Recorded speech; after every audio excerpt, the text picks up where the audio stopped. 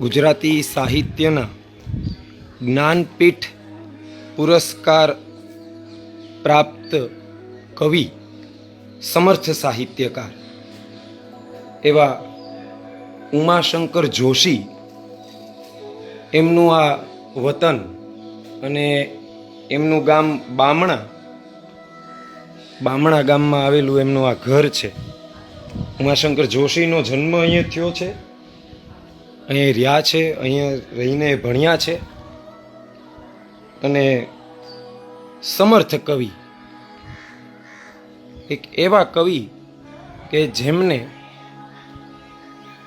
એમના કાવ્ય સંગ્રહ નિશીથ માટે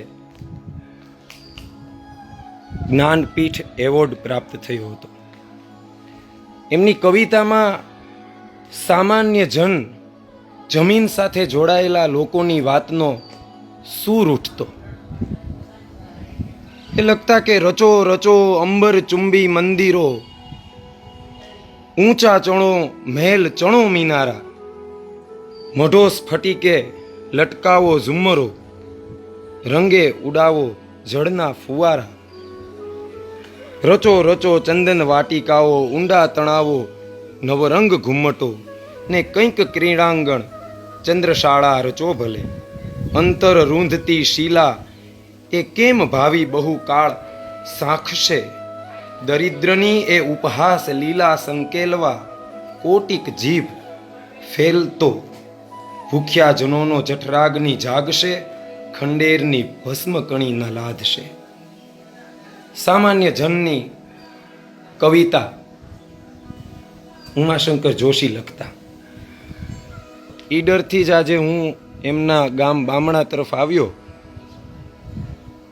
અને ઈડરનો ડુંગર જોતા જ એમની અમર થઈ ગયેલી કવિતા નજરે ચડી કે ભૂમિયા વિના મારે ભમવાતા ડુંગરા અને જંગલની કૂંજ કૂંજ. આવી કવિતાનો સર્જક અત્યારે તો અહીંયા કોઈ રહેતું નથી. એમનો ઘરને પણ તાળું છે, આ જૂનું એ સમયનું તાળું. ચૂલો પણ છે.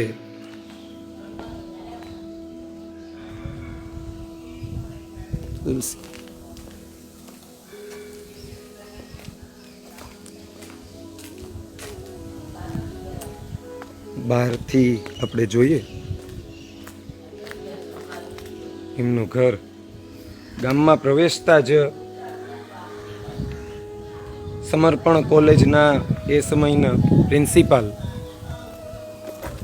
કિશોરસિંહ સોલંકીએ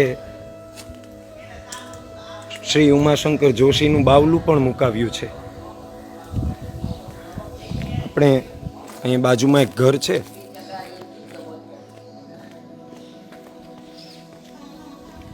એ માજીને કવિ ઉમાશંકર જોશી વિશે થોડું, એ જે થોડું ઘણું જાણે છે તો એમના વિશે થોડુંક. તમે ઉમાશંકર જોશીને જોયેલા અહીંયા? હા ભાઈ, જોયેલા, એક બે વાર જોયેલા. બસ અહીંયાથી એમના કુટુંબ સાથે રહેતા. હા, કુટિયાન બા હતો નવલબા. નવલબા એમના બા. નવલબા પછી એમાં અહીંયાથી ભણવા જતા. એ ભણવા જતા ત્યારે આપણે નહોતા. ત્યારની નથી ખબર. હા, લગન થયા પછી એમને જોયા. ઈડર ભણતા. બરાબર છે. અને અહીંયા લોકો આવે છે આ ઘર જોવા માટે? કોઈ ઘણા બધા લોકો આવે છે. લોકો આવે છે જોવા માટે. એમના કુટુંબ પરિવારના લોકો આવે છે અહીંયા? ભાઈ છે, ભાઈનો બાબુ છે, સુરેશભાઈ, એ આવે છે ક્યારેક. બરાબર છે. આ ગામની બહાર એમનું બાવલું પણ મૂકેલું છે, પૂતળું મૂકેલું છે. એમને એમની કવિતાઓ વિશે ખ્યાલ છે? એ કવિતાઓ લખતા? હા હા, થોડો ઘણો પરિચય ખરો એ કવિતા લખતા? એ કવિ ચોપડીઓ ના હોય, ગુજરાતી ચોપડીઓમાં હોય, પાઠ હોય એમના લખેલા.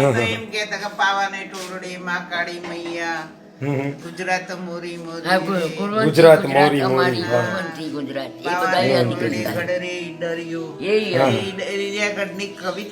કવિતા લખતા ને તો સરસ. તમારું નામ શું છે? મારું નામ દમયંતીબેન. દમયંતીબેન. તમે અહીંયા જ રહ્યો છો? ના, હું તો આ બાજુ રહું તો છું. અહીંયા બેસવા આવ્યા છો. તમારું નામ શું છે? લલિતાબેન જોશી. લલિતાબેન જોશી. તમે અહીંયા જ રહ્યો છો? આ બાજુમાં ઘર રે, આ ઘરમાં તમે રહ્યો છો? કેટલા સમયથી તમે રહ્યો છો અહીંયા? આવ્યો ને જીયા ભાઈ, અડધો મુંબઈ અડધો અહીંયા. બરાબર છે. હમણાં મહિનો થયો 30 તારીખ ખાસા આવી. અહીંયા જ રહું છું ભાઈ. બરાબર. વખત જોઈએ. અને આ તમે હમણાં વાત કરતા હતા કે કથા પણ અહીંયા મોરારી બાપુની બેસવાની છે. ક્યારે? બામણામાં જ 4 જાન્યુઆરી 2020માં બામણા ગામની અંદર મોરારી બાપુની કથા. મકર સંક્રાંતિના આગલા દિવસે કથા ખલાસ થાય છે. બરાબર છે. ધ્યાન રાખવાનું. 4 બરાબર. જાન્યુઆરી ચાલુ થાય. 4 9 જાન્યુઆરી. દિવસની છે. તો આ બામણા ગામમાં કવિ ઉમાશંકર જોશી નું આ ઘર જોતા એમની કેટલી બધી સ્મૃતિઓ આપણને, એમની કવિતાઓ યાદ આવે, એમની સ્મૃતિ આપણને થઈ આવે. સરસ મજાનું રળિયામણું બામણા ગામ. અને બામણા ગામમાં આ કવિ, સમર્થ કવિ, આમ કહી શકાય કે ગુજરાતી સાહિત્યનો એક કલગી જ કહી શકાય એવા ઉમાશંકર જોશીનું આ ઘર. કોટી કોટી વંદન. ધન્યવાદ.